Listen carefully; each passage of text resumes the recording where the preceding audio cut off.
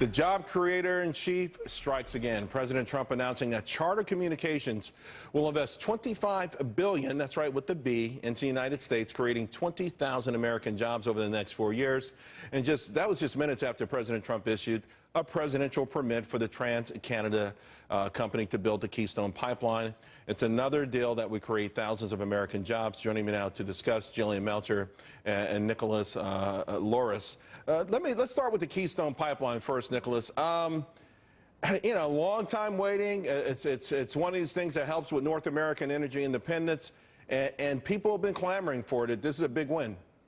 It sure is, and better late than never certainly applies here. If you think about the time when TransCanada first applied for the pipeline, if you had a child on that day, it would be midway through first grade right now. So it's been a 7-year process. The State Department has concluded through 5 extensive environmental analyses that the pipeline would be safe, would not contribute significantly to climate change, and these are shovel-ready jobs. So it's definitely a win for the economy and a win for the environment.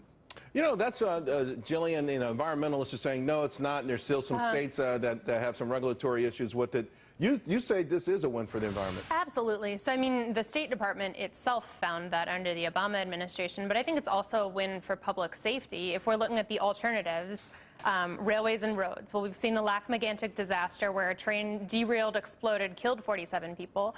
We've seen North Dakota where there were truck fatalities, 1 every 2.5 days. And then the environment... 1 every 2.5 days? Yeah, during the peak of the oil boom, that's what it was. I mean, the highways were just flooded with oil-laden trucks. So I think this, and if you look at it too, pipelines are less carbon intensive.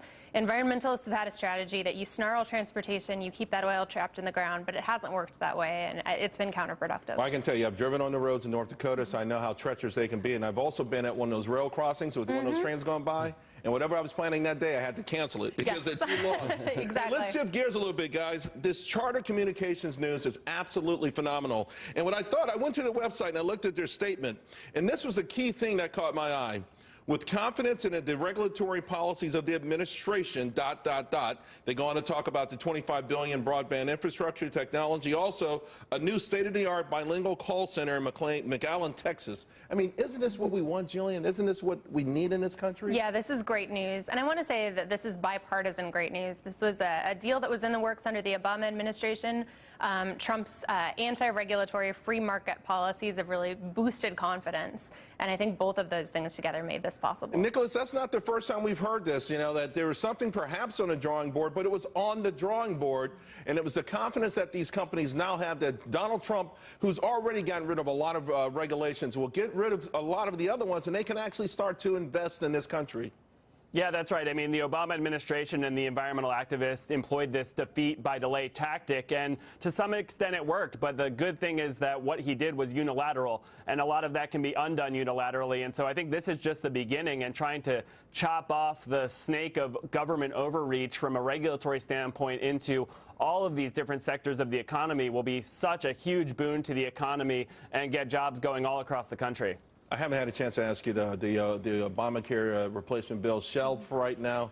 I actually believe it could be a positive in the sense that I thought it was an imperfect bill. I think there would have been major problems down the road with this. In the meantime, they can focus on the agenda in of itself. How do you see this? I think that's a pretty optimistic take. I think what we're seeing today is a failure in governance on all sides. We're seeing it from the establishment. We're seeing it from Trump. We're seeing it from the absolute purists in Congress. This was their golden opportunity, and the fact that they couldn't produce a better bill. But should they have passed it to avoid the embarrassment of the things that you just talked about? Or should they have said, hey, you know what, let's put it on the shelf and rework it? I don't think a more extreme bill would stand a better chance. I think this was an opportunity for compromise and to take the imperfect but doable over the perfect and undoable. They totally dropped the ball. All right. Well, I can tell you this much. We had some great news this week, from durable goods to corporate earnings to Charter. I mean, there's some great things going on, and hopefully we'll be able to focus on that stuff. Thank you both very, very much.